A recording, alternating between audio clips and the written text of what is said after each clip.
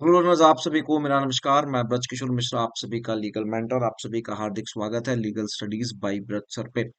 इस YouTube channel पे हम अब आपके साथ डिस्कस कर रहे हैं सीयूईटी की जो इम्पोर्टेंट आर्टिकल सीरीज है, उसके अंदर हमने आपको आर्टिकल 24 तक का डिस्कशन करा रखा था।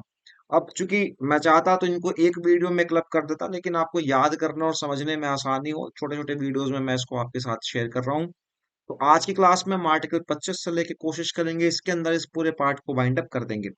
शुरू करते हैं आर्टिकल 25 से लेकर 28। और मैं जहां तक जानता हूं, बच्चों को जो सबसे मेजर जो कंफ्यूजन होता है वो आर्टिकल 25 से लेकर 28, टू बी वेरी स्पेसिफिक 28 में थोड़ा सा कंफ्यूजन होता है। इसमें तो वो फिर भी कंफर्टेबल होते हैं, लेकिन 29 और 30 में तो स्थिति एकदम गंभीर हो जाती है, आप कंफ्यूज हो जाते हैं। तो इस वीडियो के माध्यम से मैं कोशिश करूंगा कि इसको मैं आपके साथ हेल्प कर पाऊं। साथ ही साथ एक बात आप ध्यान रखिएगा, ये जो कंटेंट है this is specifically for CUET, वो भी एनसीईआरटी बेस्ड है 2024 के लिए, तो एकदम एग्जॉस्टिव नहीं है। आप ये नहीं कह सकते साहब कि और भी कुछ बिल्कुल हो सकती हैं। इन आर्टिकल्स का इंटरप्रिटेशन बहुत वास्ट हो सकता है, बट हम सीयूटी के लिए कंसर्न है, तो जितना एनसीईआरटी में दिया और जितने से आपका काम हो जाए, I will be limited up to that extent. शुरू करते हैं आर्टिकल 25। देखो आर्टिकल 25 है क्या। आर्टिकल 25 से लेके आर्टिकल 28 जो है आपको धार्मिक स्वतंत्रता की बात करता है, right to freedom of religion. Article 25 कहता है कि आपके पास, देखो आर्टिकल 25 की लैंग्वेज ही शुरू होती है subject to public order health and morality. तो आर्टिकल 25 कहता है कि जो आपके पास आजादी है, आपके पास किस चीज की आजादी है, you have the freedom of conscience. Conscience का मतलब होता है आप किसी अपने ईश्वर से कैसा संबंध बनाते हैं, आप किसी ईश्वर को, किसी सोर्स ऑफ एनर्जी को कैसे मानते हैं, कैसे पूजते हैं, आपका आपके ईश्वर से क्या संबंध है। आपके पास इस संबंध का इन द सेंस ये है कि मैं एक गीता को मैं पूछता हूँ, कुछ लोग बाइबल को मानते हैं, कुछ लोग कुरान को मानते हैं। तो ये उनका फेथ है कि ये जो बुक है, ये जो सोर्स ऑफ एनर्जी है, जो ये थॉट है, उनका उसके अंदर फेथ है, वो उसको किस तरीके से मान रहे हैं। जो ये रिलेशन, ये जो कनेक्शन है, आपके पास इसकी आजादी है। साथ ही साथ you have the right of prophets practice and propagate. आप उसको प्रोफेस करिए, प्रोफेस करने का मतलब है दुनिया के सामने एक्सप्रेस करिए, प्रैक्टिस करिए जो भी उस फेथ के जो भी प्रैक्टिस बताए गए हैं, और प्रोपगेट करिए। लेकिन ध्यान रहे, प्रोफेस, प्रैक्टिस, प्रोपगेशन और conscience, this are subject to, इनके साथ जरूरी क्या है, public order, morality and health. तो कहने का मतलब जो बात आपको मैं बताना चाह रहा हूं कि दीज आर रीजनेबल रिस्ट्रिक्शंस। ये रिस्ट्रिक्शंस लगे हुए हैं, जैसे आपके आर्टिकल 19 में रिस्ट्रिक्शंस हैं, यहाँ पे भी रिस्ट्रिक्शन लगे हुए हैं, पब्लिक ऑर्डर, मोरालिटी और हेल्थ। इन तीनों चीज को ध्यान में रखते हुए आपके पास अपने धर्म को कंसाइंस करने का, प्रोफेस करने का, प्रैक्टिस करने का, प्रोपगेट करने का। कंसाइंस का मतलब है आप ईश्वर से आप अपने सोर्स ऑफ एनर्जी को, अपने भगवान को, अपने धर्म को किस तरीके से उससे आप कनेक्शन बनाए हैं।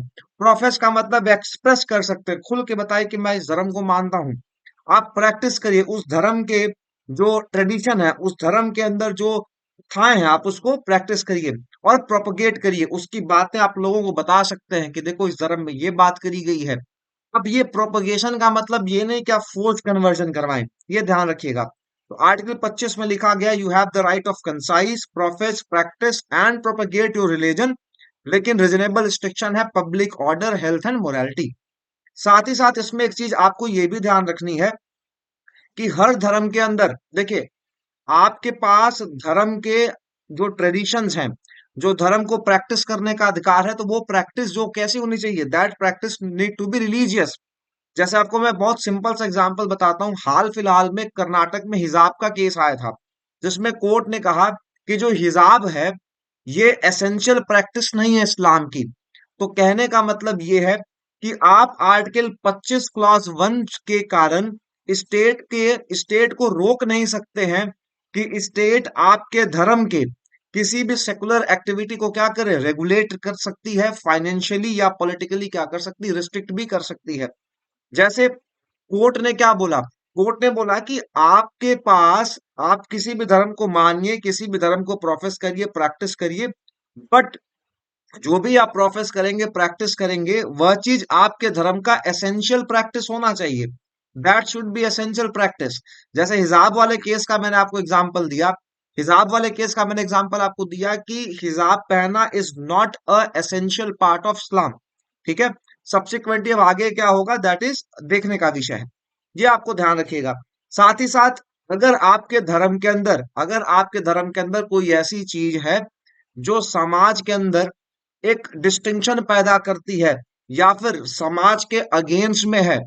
देखिए हमारे रिलीजियस, अगर आप हिंदू रिलीजन में देखेंगे तो कई सारी ऐसी चीजें हैं कि जो बहुत पुरानी विचारधारा की है। तो ऐसा नहीं है कि आर्टिकल 25 के नाम पे आप ये नहीं कह सकते कि नहीं नहीं आप इस ये, जैसे आप देखिएगा कि कई बार मंदिरों के अंदर एंट्री को रिस्ट्रिक्ट किया जाता है कि नहीं नहीं इस जाति का आदमी नहीं आएगा या किसी स्पेसिफिक जेंडर का आदमी नहीं आएगा। तो अगर सरकार चाहे तो हाँ आपके आर्टिकल 25 में इंटरफेयर कर सकती है, लेकिन उसका लिमिटेड स्कोप क्या है? लिमिटेड स्कोप क्या है कि रिफॉर्मेशन करने के नाम पे सोशल वेलफेयर के या फिर जो इल प्रैक्टिसेस है, जो एविल प्रैक्टिसेस है, उनको हटाने के लिए स्टेट जो है आपके आर्टिकल 25 में क्या कर सकती है? इंटरफेयर भी कर सकती है। तो आपको आर्टिकल 25 में मोटा मोटा ध्यान ये रखना है कि पब्लिक ऑर्डर, मोरालिटी और हेल्थ को ध्यान में रखते हुए आप अपने धर्म को कंसाइज कर सकते हैं, प्रैक्टिस कर सकते हैं, प्रोफेस कर सकते हैं, प्रोपोगेट भी कर सकते हैं। अच्छा, एक बात और भी ध्यान रखिएगा, साथ ही साथ स्टेट के पास क्या है? स्टेट के पास राइट है या फिर स्टेट के पास अवसर होगा। स्टेट अगर आपके धर्म में कोई ऐसी प्रैक्टिस है जो सोशल वेलफेयर के लिए जिसका एलिमिनेशन जरूरी है या सामाजिक न्याय के लिए, समाज में रिफॉर्म करने के लिए जरूरी है, तो वो इंटरफेयर भी कर सकती है। साथ ही साथ वेयरिंग और किरपान को अपने साथ रखना, जो सिख रिलीजन का क्या है, ये सिख रिलीजन में इंक्लूड है, डीम टू बी इंक्लूड, तो वो आर्टिकल 25 का एक्सेप्शन है। लेकिन इसका मतलब ये नहीं कि 10-10 किरपान लेके चले आप। क्लियर है? तो आर्टिकल 25 कहता है कि हर व्यक्ति के पास ही has the freedom of conscience, profess, practise, लेकिन ध्यान रखिए this is subject to public order, health and morality. जैसे लाउड स्पीकर पे सुप्रीम कोर्ट ने क्या बोला था कि आप अपने धर्म को प्रैक्टिस करने के नाम पे तेजी से गाना नहीं बजा सकते, आप स्पीकर्स पे बहुत तेजी से आवाज नहीं कर सकते, बहुत एम्पलीफायर्स नहीं बजा सकते, ड्रम्स नहीं पीट सकते। क्यों? आप अपने धार्मिक राइट को एंजॉय करते समय किसी के जीने के अधिकार को वायलेट नहीं कर सकते। आपका धार्मिक राइट है, दूसरे का भी धार्मिक राइट है। क्लियर है? ये बात आपको ध्यान रखनी है।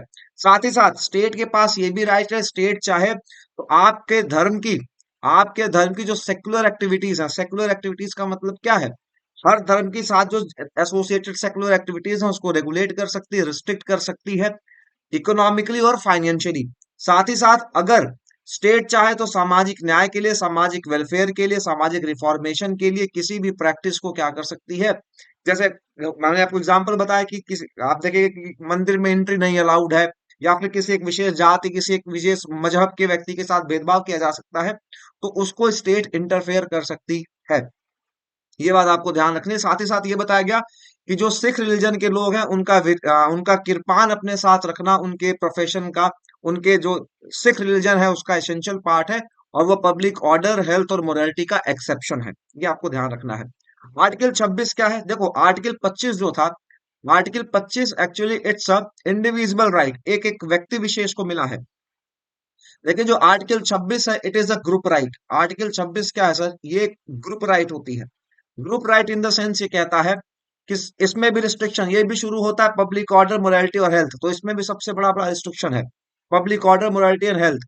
यहाँ पे लिखा मैंने आपको बताया इट्स अ ग्रुप राइट, मतलब एक व्यक्ति विशेष को नहीं मिला होगा, एक रिलीजियस डिनोमिनेशन को मिला है, या फिर एक, आपको पता है हर धर्म के अंदर एक उसका समझिएगा, धर्म को अगर आप समझिए, धर्म एक बेसिक चीज है तो उसके अंदर कई डायमेंशन होते हैं।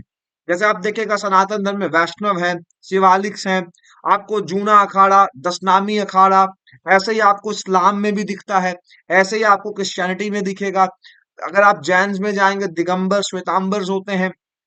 ठीक है, जैसे हमारे यहाँ कई संप्रदाय होती है, नाथ संप्रदाय है, कई संप्रदाय होती है। तो कहने का मतलब है कि जो भी रिलीजियस डिनोमिनेशन है या फिर धर्म के अंदर जो और भी सेक्शंस हैं, किसी भी रिलीजन के अंदर जो और भी सेक्शंस हैं, उनके पास राइट क्या होगा? उनके पास राइट होगा कि to establish and maintain institution, आप इंस्टीट्यूशन बनाएंगे, और वो इंस्टीट्यूशन किसके लिए होगी? धार्मिक और चैरिटेबल पर्पस के लिए आप इंस्टीट्यूशन बना सकते हो, उसको मेंटेन कर सकते हैं। दूसरा, अपने रिलीजन का, अपने रिलीजन के अफेयर्स को आप क्या कर सकते हैं? मैनेज कर सकते हैं। तीसरा, आप मूवेबल इमूवेबल प्रॉपर्टी को खरीद सकते हैं, एक्वायर कर सकते हैं, ओन कर सकते हैं, और उस प्रॉपर्टी को लॉ के अकॉर्डिंग एडमिनिस्टर भी कर सकते हैं। तो आर्टिकल 26 सिर्फ इतना कहता है कि रिलीजियस डिनोमिनेशन या फिर धर्म के अंदर जो सेक्शंस हैं उनके पास ये अधिकार उपलब्ध होंगे। रिस्ट्रिक्शन बने हुए public order, health and morality. साथ ही साथ ये बोल दिया गया कि आप इंस्टीट्यूशन बना सकते हैं रिलीजियस और चैरिटेबल पर्पस के लिए, उसको स्टैब्लिश और मेंटेन कर सकते हैं। आप उस धर्म के जो अफेयर्स उसको मैनेज कर सकते हैं। मूवेबल इमूवेबल प्रॉपर्टी आप ओन कर सकते हैं, एक्वायर कर सकते हैं, और साथ ही साथ उस प्रॉपर्टी को आप एडमिनिस्टर भी कर सकते हैं। आर्टिकल 26। आर्टिकल 27 क्या है? आर्टिकल 27 कहता है कि किसी व्यक्ति को फोर्स नहीं किया जाएगा कि वह व्यक्ति टैक्स पे करे। यहाँ पे शब्द इंपॉर्टेंट है, टैक्स। किसी व्यक्ति को फोर्स नहीं करेंगे कि वह व्यक्ति टैक्स पे करे, और उस टैक्स को सब्सिक्वेंटली किसी विशेष धर्म या फिर किसी एक रिलीजियस डिनोमिनेशन के लिए प्रयोग किया जाए। मैं एज अ सरकार, एज अ स्टेट, आपको फोर्स नहीं कर सकता कि आप टैक्स पे करिए। उसी टैक्स को मैं किसी एक विशेष धर्म के लिए यूज नहीं करूंगा। समझिएगा, आपको फोर्स नहीं किया जा सकता है कि आप टैक्स पे करें और सब्सिक्वेंटली उस टैक्स का हम प्रयोग करें किसी स्पेसिफिक धर्म के लिए। हम ये नहीं कर सकते। तो किसी व्यक्ति को कंपेल नहीं किया जा सकता कि वो टैक्स पे करे और जो प्रोसीड है, जो प्रीसीड्स है, उसको हम यूज करें किसी एक धर्म के प्रमोशन या मेंटेनेंस के लिए। हम ऐसा नहीं कर सकते। हालांकि यहाँ पे शब्द टैक्स लिखा हुआ है। फॉर एग्जाम्पल, मान लीजिए आप कोई धार्मिक मेला लगाते हैं। आप मेला लगाते हैं तो उसके लिए आपको पुलिस की आवश्यकता पड़ेगी। तो ऐसा नहीं कि आपको पुलिस आएगी तो पुलिस आपसे फीस लेगी। फीस इन द सेंस कि पुलिस, अब मान लीजिए 400 पुलिस लगे, 400 पुलिस लगे, बम स्क्वाड लगा, सिक्योरिटी चेक पॉइंट्स लगे, होमगार्ड्स लगे, वॉलंटियर्स लगे, तो आपको वो तो पे करना पड़ेगा ना आपको। आप ये नहीं कह सकते कि नहीं नहीं साहब हम नहीं देंगे। यहाँ पे शब्द लिखा है टैक्स। टैक्स और फीस में अंतर होता है, ये बात ध्यान रखिएगा। तो आप अभी समझिएगा कि आर्टिकल 27 कहता है कि आपको कोई फोर्स नहीं कर सकता कि तुम टैक्स पे करो, और उस टैक्स को हम सब्सिक्वेंटली किसी विशेष धर्म के लिए यूज करेंगे। This is very important. तो आर्टिकल 25, 26, 27 यहां तक था। आर्टिकल 28 आपको समझाते हैं। आर्टिकल 28 बहुत आसान है। आर्टिकल 28 क्या है? Freedom as to attendance at religious instruction और religious worship in certain educational institutions. क्या है? आर्टिकल 28 को लेकर मुझे बहुत कंफ्यूजन था। तो अलीगढ़ के माइनॉरिटी, जो अलीगढ़ यूनिवर्सिटी है, उसके माइनॉरिटी स्टेटस का केस सुप्रीम कोर्ट में चल रहा था। तो मैंने उस केस की हियरिंग्स को मैंने बहुत डिटेल में अटेंड करा, तो मुझे उस पर क्लैरिटी हो गई। आइए समझाते हैं आर्टिकल 28 क्या बात करता है। बहुत आसान है, इतना आसान तरीके से मैं आपको समझाऊंगा कि आपको कुछ जानने की आवश्यकता नहीं। बहुत ध्यान समझिएगा। आर्टिकल 28 अगर आप समझेंगे तो आर्टिकल 28 में 4 तरीके के शैक्षिक संस्थानों की बात करी गई है। आर्टिकल 28 कहता है कि 4 तरीके के शैक्षिक संस्थान है। आर्टिकल 28 में सबसे पहला, एक ऐसा शैक्षिक संस्थान which is होल्ली maintain by state fund, which is होल्ली maintain by state fund. जैसे आपका बीएचयू हुआ, आपका केंद्रीय विद्यालय हुआ, आपका सैनिक स्कूल हुआ, आपके आर्मी स्कूल हुए। तो ये ऐसे शैक्षिक संस्थान है, आपके आईआईटीज हुए। These are wholly maintain by state fund. राज्य इनको पूरी तरीके से कंप्लीट फंड करता है। ऐसे शैक्षिक संस्थानों में आप कोई भी रिलीजियस इंस्ट्रक्शन नहीं दे सकते। तो आर्टिकल 28 हमारे देश के एजुकेशनल इंस्टीट्यूशन का सेक्युलर स्ट्रक्चर बताता है कि हमारे देश का जो शैक्षिक संस्थान है वो कैसे सेक्युलर बनता है। वो ऐसे सेक्युलर बनता है कि अगर कोई ऐसा संस्थान है which is Holi maintain by state fund, जो पूरी तरीके से स्टेट, कंप्लीटली फंडेड है स्टेट के द्वारा, तो वहां पे आप कोई भी रिलीजियस इंस्ट्रक्शन नहीं दे सकते। शब्द पकड़िएगा, रिलीजियस इंस्ट्रक्शन बना है। रिलीजियस एजुकेशन दे सकते हैं, रिलीजियस इंस्ट्रक्शन नहीं दे सकते। तो पहला कैटेगरी ये बना कि अगर ऐसा कोई है इंस्टीट्यूशन जो होली मेंटेन है स्टेट फंड के द्वारा, नो रिलीजियस इंस्ट्रक्शन, एकदम बिल्कुल कोई इंस्ट्रक्शन नहीं दे सकते। अब इस रूल का एक्सेप्शन क्या है? सेकंड देखिएगा, अगर मान लीजिए कोई ऐसा इंस्टीट्यूशन जो राज्य के द्वारा एडमिनिस्टर तो किया जाता है, लेकिन किसी स्पेसिफिक ट्रस्ट या किसी इंडाउनमेंट के द्वारा बनाया गया है, वहां पे आप रिलीजियस इंस्ट्रक्शन दे सकते हैं, कोई रिस्ट्रिक्शन नहीं है। एग्जाम्पल, गुरुकुल देखिए, मदरसास देखिए। गुरुकुल क्यों बनाया गया? गुरुकुल इसीलिए बनाया गया ना वैदिक शिक्षा देने के लिए। मदरसास क्यों बनाए गए हैं? मदरसा इसीलिए बनाए गए ना कुरान की शिक्षा देने के लिए। मिशनरीज क्यों बनाई गई हैं? क्रिश्चियनिटी की शिक्षा देने के लिए। तो ऐसे इंस्टीट्यूशन जो स्टेट के द्वारा एडमिनिस्टर तो किए जाते हैं, बट उनको क्यों बनाया गया? वो एक स्पेसिफिक ट्रस्ट या फिर किसी एक इंडाउनमेंट, एक स्पेसिफिक कानून के द्वारा बनाया गया है तो कानून खुद कहता है कि जी हाँ, यहाँ पे हम यही शिक्षा देंगे, तो वहां पे आप बिल्कुल खुल के दे सकते हैं। एग्जाम्पल आपका यहाँ पे मैं लिख देता हूँ आपको समझने के लिए। जैसे आपके गुरुकुल हुए, आपका गुरुकुल हुआ, आपका मदरसा हुआ, इनमें क्या, इनमें तो आपको धार्मिक शिक्षाएं तो देनी है, तो वहां पे रिलीजियस इंस्ट्रक्शन बिल्कुल अलाउड है। और जो होली मेंटेन है, उनमें तो अलाउड ही नहीं है। तो एक तो आपके पास मिल गया एकदम स्ट्रेट नॉट अलाउड, कौन से, होली मेंटेन। सेकंड मिल गया जिसमें अलाउड है, बिल्कुल दे सकते हैं, शर्त क्या है, which are administered by state, which are administered by state, but किसी ट्रस्ट या फिर किसी इंडोमेंट के द्वारा बनाए गए हैं, ये बात आपको ध्यान रखना है। क्लियर है। अब तीसरा आइएगा।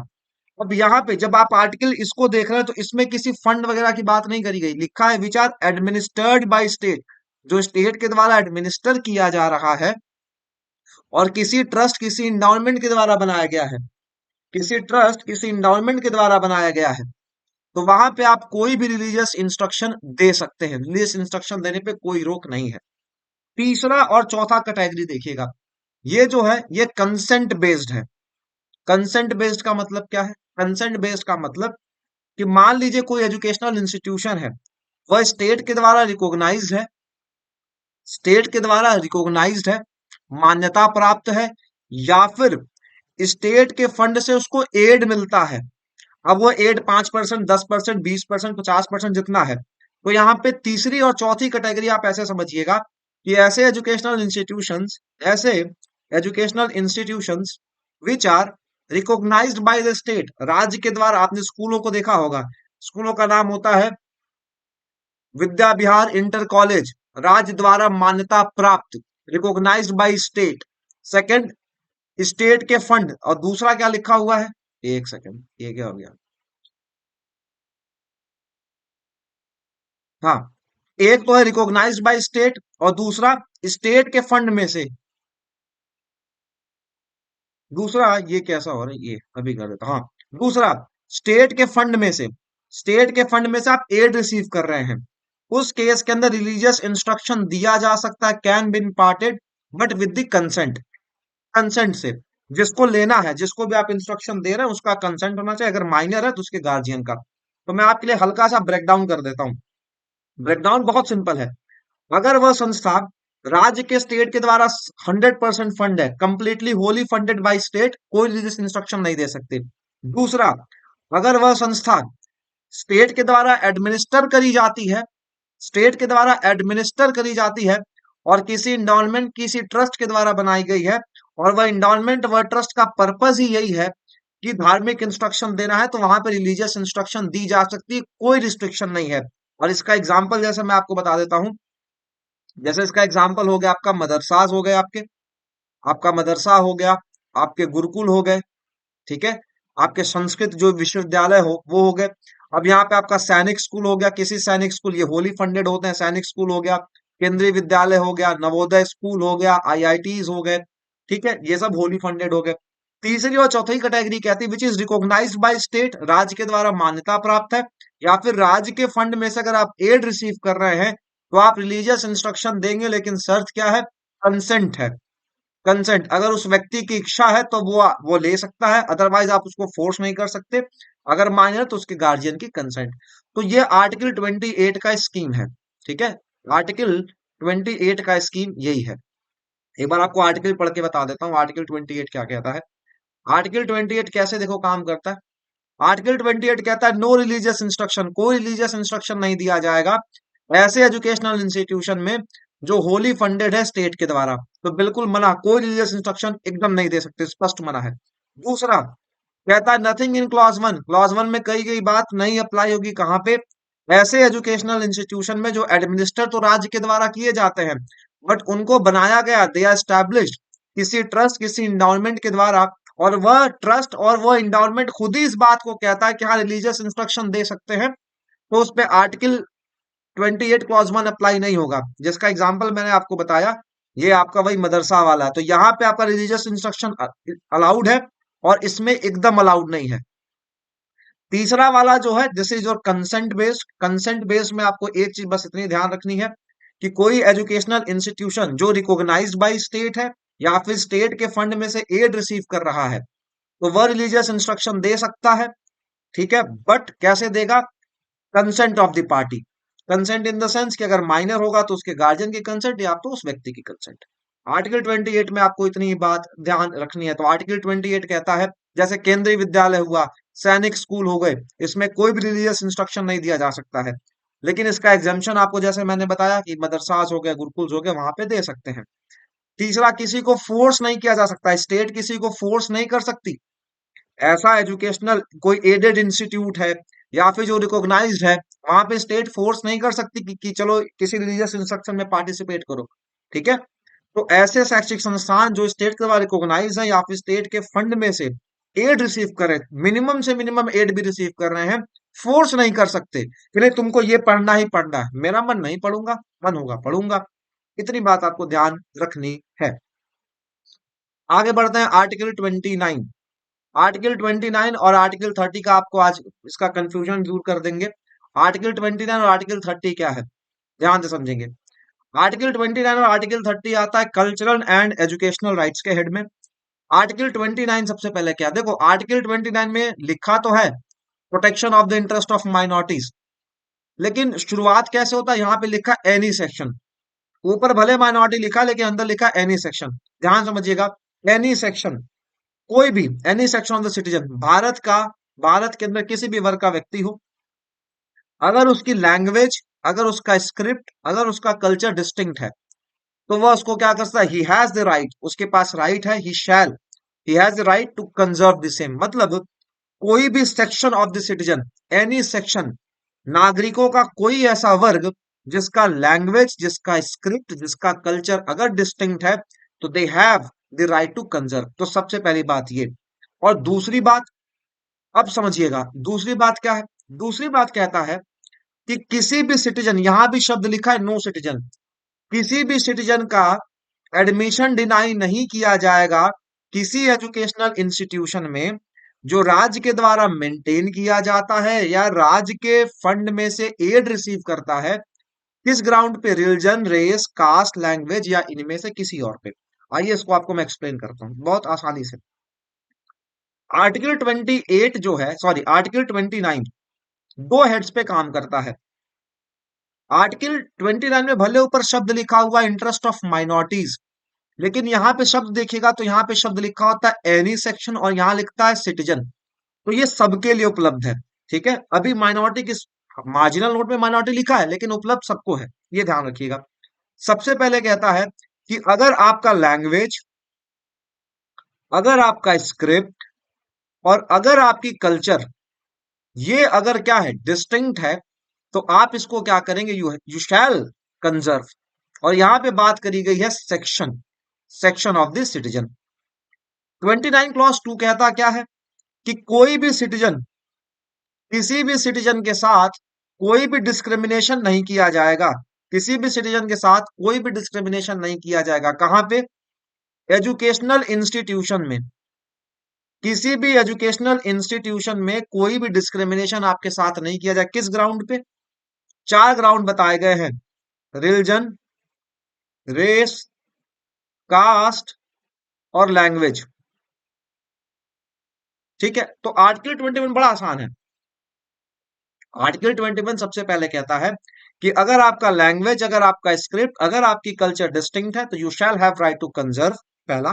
दूसरा, किसी भी सिटीजन के साथ किसी भी एजुकेशनल इंस्टीट्यूशन में डिस्क्रिमिनेशन नहीं किया जाएगा। कब? एडमिशन के दौरान। ठीक है, एडमिशन के दौरान डिस्क्रिमिनेशन नहीं किया जाएगा। किस ग्राउंड पे? रिलीजन, रेस, कास्ट और लैंग्वेज। अब मैं आपको थोड़ा सा यहाँ पे कंपैरिजन करवाऊंगा।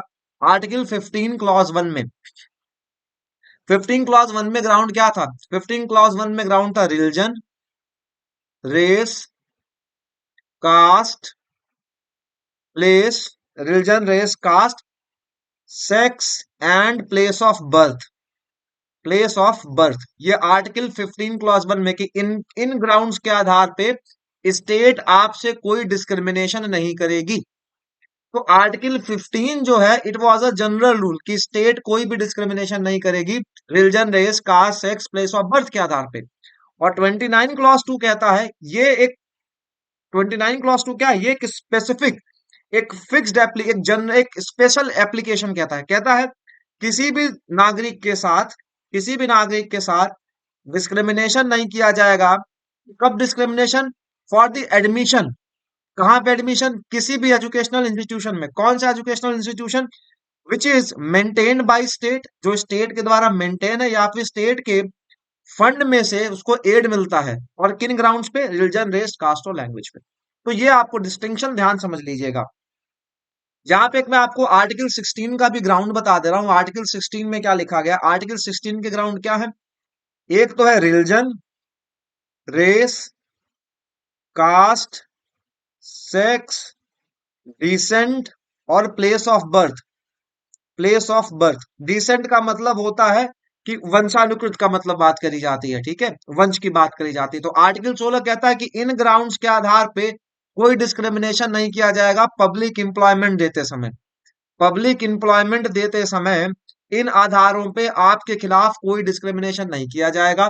आर्टिकल 15 क्लॉज 1 कहता है साहब इन ग्राउंड्स के आधार पे हम कोई डिस्क्रिमिनेशन नहीं करेंगे, स्टेट शैल नॉट डिस्क्रिमिनेट। और आर्टिकल 29 एक स्पेसिफिक सिचुएशन की बात करता है जहां पे एडमिशन इन एजुकेशनल इंस्टीट्यूशन की बात करी जाती है। और कैसे educational institution? Which is maintain by the state और which receives aid from the states fund.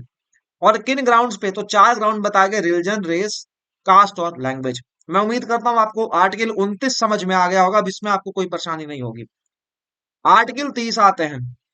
अब आर्टिकल 29 में हमने आपको क्या बताया था? आर्टिकल 29 क्लॉज 1 में हमने आपको सबसे पहले बताया if you have a distinct language, अगर आपका लैंग्वेज है, स्क्रिप्ट है।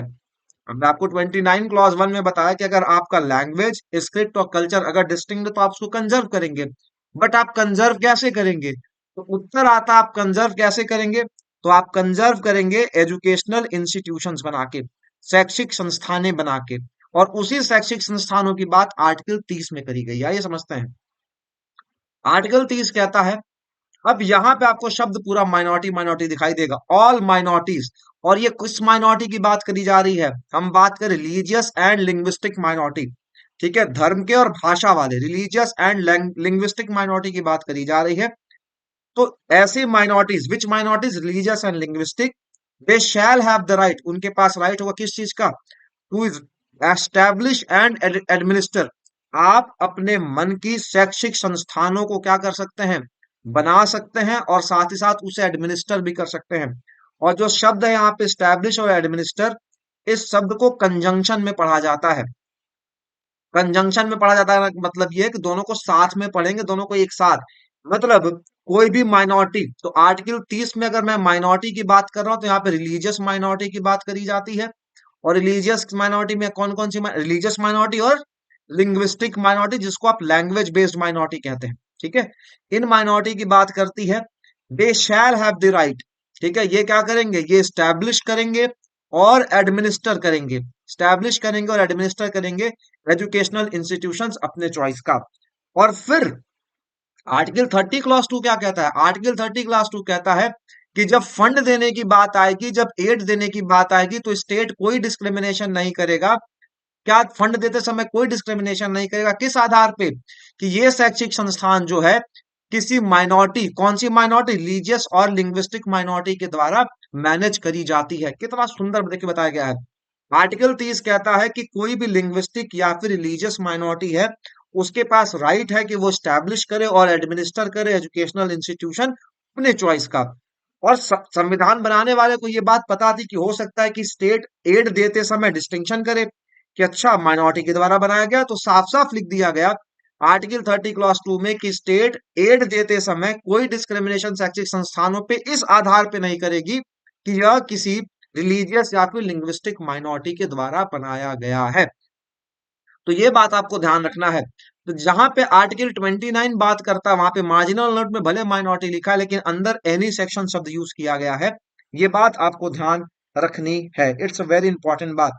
आर्टिकल 29 ध्यान रखिएगा, आर्टिकल 29 सिटीजन्स को उपलब्ध है, आर्टिकल 29 सिटीजन्स को उपलब्ध है। और जो 30 है, आर्टिकल जो 30 है, ये सिटीजन एंड नॉन सिटीजन दोनों को उपलब्ध है। ये बात आपको ध्यान रखनी है। साथ ही साथ आर्टिकल 29 बात करता है कि अगर कोई भी सेक्शन है जिसका लैंग्वेज, स्क्रिप्ट और कल्चर डिस्टिंक्ट आप कंजर्व करेंगे। और साथ ही साथ बोला गया है कि किसी भी सिटीजन का एडमिशन डिनाई नहीं किया जाएगा। Educational institution which are maintain by the state, या फिर स्टेट के फंड में से एड अगर रिसीव कर रहा है, किस ग्राउंड पे, रिलीजन, रेस, कास्ट और लैंग्वेज पे। ये आपको ध्यान रखना है, 2 बार पढ़ लेंगे आसानी से समझ में आ जाएगा। और 30 कहता है कि माइनॉरिटीज के पास राइट होगा कि स्टैब्लिश और एडमिनिस्टर करेंगे वह रिलीजियस सॉरी एजुकेशनल इंस्टीट्यूशन। और जिस माइनॉरिटी की बात करी गई, that minorities religious and linguistic minorities. और स्टेट से कहा गया कि आप डिस्क्रिमिनेशन नहीं करेंगे एड देते समय, कि यह जो संस्था है किसी रिलीजियस या फिर लिंग्विस्टिक माइनॉरिटी के मैनेजमेंट में है, उसके द्वारा स्टैब्लिश और मेंटेन की गई है। उम्मीद करता हूं आपको ये समझ में आ गया होगा। जरूर कमेंट सेक्शन में बताइएगा कि समझ में आया कि नहीं आया। नहीं आएगा फिर से बताएंगे।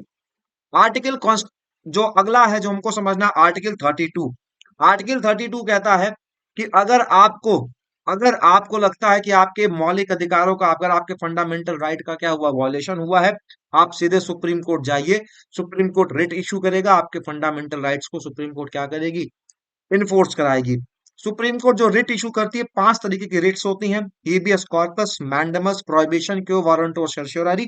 इनको हम किसी स्पेसिफिक अलग से क्लास में आपके साथ डिस्कस करेंगे।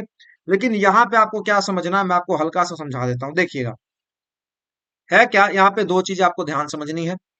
एक है आर्टिकल 32, और यहाँ पे है एक आर्टिकल 226। आर्टिकल 32 के माध्यम से आप डायरेक्टली सुप्रीम कोर्ट में जाएंगे, और ग्राउंड्स बड़े स्पष्ट हैं कि जब आपके फंडामेंटल राइट का क्या होगा, उल्लंघन होगा। आर्टिकल 226 के माध्यम से आप हाई कोर्ट जाएंगे। यहां पे आपको फंडामेंटल राइट के साथ साथ आप अपने लीगल राइट्स के लिए भी हाई कोर्ट जा सकते हैं। हाई कोर्ट्स रिट इशू करती है, यहां भी सुप्रीम कोर्ट रिट इशू करती है। जो रिट्स होती है, रिट एक तरीके का जुडिशियल ऑर्डर होता है। रिट एक तरीके का जुडिशियल ऑर्डर होता है, ठीक है। अब इसको किसी और क्लास में हम आपके साथ डिटेल में समझेंगे। लेकिन यहाँ पे समझिएगा कि मैं आपको हल्का सा बेसिक बेसिक बता देता हूं कि सुप्रीम कोर्ट रिट क्यों इशू करती है।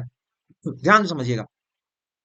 जो सबसे पहले रिट है, दैट इज हीबियस कॉर्पस। हीबियस कॉर्पस की रिट इशू करी जाती है कि जब किसी व्यक्ति को अनलॉफुली डिटेन किया गया है, पुलिस ने आपको गिरफ्तार किया, पता चला कि मजिस्ट्रेट के सामने पिछले 36 घंटे से पेश नहीं किया, ठीक है, तो आप हीबियस कॉर्पस की रिट लगा सकते हैं इलीगल डिटेंशन के लिए। मैंडेमस का मतलब होता है कि पब्लिक अथॉरिटी के अगेंस्ट में ये इशू कराई जाती है कि चलो भैया अपनी ड्यूटी करो। कोई आरटीओ का ऑफिसर है, आपके सारे डॉक्यूमेंट पूरे, आप 18 साल से ज्यादा उम्र के हैं, आपको गाड़ी चलाना आता है, आप सब कुछ पता है, और वह कहता है कि नहीं नहीं मैं आपका लाइसेंस नहीं बनाऊंगा। तो मैंडेमस में कहता है कि यहाँ पे शब्द ध्यान रखिएगा, पब्लिक अथॉरिटी लिखा है, कि किसी पब्लिक अथॉरिटी के अगेंस्ट में इशू किया जाएगा, चलो भैया अपना काम करो।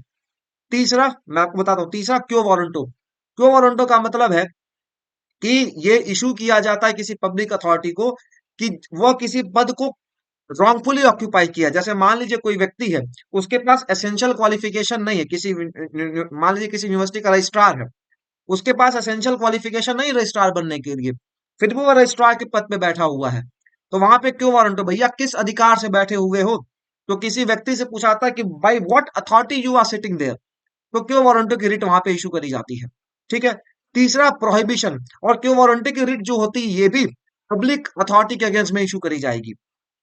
हालांकि इसमें जुरिस्प्रूडेंस बहुत आगे बढ़ गया है, हम अगर आप इसको समझेंगे तो एडमिनिस्ट्रेटिव लॉ में बहुत डिटेल का टॉपिक है। फिलहाल के लिए बात समझिएगा। तीसरा है प्रोहिबिशन। प्रोहिबिशन एक्चुअली क्या होता है, ये जुडिशियल रिट होती है जो सुपीरियर कोर्ट के द्वारा इंफीरियर कोर्ट को इशू करी जाती है, और बोला जाता है कि आप अब इस पे ट्रायल नहीं करेंगे, आप इस पे कंटिन्यू नहीं करेंगे। तो सुपीरियर कोर्ट इंफीरियर कोर्ट्स को बोलती है कि अब आप इस पे ट्रायल आगे कंटिन्यू नहीं करेंगे। प्रोहिबिशन और सर्शरी का जो बेसिक ग्राउंड यही होता है कि आप अपने जुरिस्डिक्शन के बाहर जाके काम कर रहे हैं, you are performing your duties in excess of jurisdiction. जब जुरिस्डिक्शन के बाहर जाके कोई इंफीरियर कोर्ट काम करती है, तो सुपीरियर कोर्ट बोलती है भैया रुक जाओ, प्रिवेंट करती है, प्रोहिबिटरी नेचर का है, प्रोहिबिट करती है कि रुक जाओ। और उसके बाद क्या होता है, सरसरारी। सरसरारी भी क्या होता है, ये सुपीरियर कोर्ट के द्वारा इंफीरियर कोर्ट को इशू करी जाती, बट ये क्यूरेटिव नेचर की होती है। क्यूरेटिव का मतलब क्या है, कि कोर्ट बोलती है कि सुनो भैया, अब प्रोहिबिशन का मतलब प्रोहिबिट कर देती कि अब आप आगे ट्रायल नहीं चलाएंगे। सरसरी में क्या होता है कि मान लीजिए जब तक इशू हुआ तब तक कोई ऑर्डर पास हो गया है, तो उस ऑर्डर को क्वैश करेगी, और क्वैश करने के बाद उस केस को अपने सामने ले आएगी या किसी और अथॉरिटी के पास भेज देगी। तो सर्सरारी और प्रोहिबिशन याद रखिएगा, it's a judicial writ, superior court के द्वारा इंफीरियर कोर्ट को इशू किया जाता है। ठीक है, ये बात आप ध्यान रखेंगे। प्रोहिबिशन जो आपका प्रोहिबिशन है वो प्रोहिबिटरी नेचर का है, रोकती है। सरसोरी है क्या, क्यूरेटिव नेचर है। कैसे क्योर करेगी, अगर ऑर्डर पास किया गया है बिना जुरिस्डिक्शन के तो उसको क्वैश करेगी और बोलेगी कॉल फॉर द रिकॉर्ड्स, सारे रिकॉर्ड्स को अपने पास बुला लेगी। जिस तरीके से आर्टिकल 32 आप इन्फोर्स कराते हैं सुप्रीम कोर्ट के लिए, 226 में आप हाई कोर्ट जा सकते हैं फंडामेंटल राइट्स और लीगल राइट्स के लिए। ठीक है, तो ये बात ध्यान रखनी, उम्मीद करता हूं आपको चीजें समझ में आई होंगी। जरूर बताइएगा कमेंट सेक्शन में कि आपको चीजें समझ में आई नहीं आई, डाउट्स क्या थे, and we will be completing rest of the part, जल्दी कंप्लीट करेंगे। तो आज की क्लास यहीं तक, आप सभी का बहुत बहुत धन्यवाद। This is Braj Kishore Mishra signing off, अपना ख्याल रखिएगा।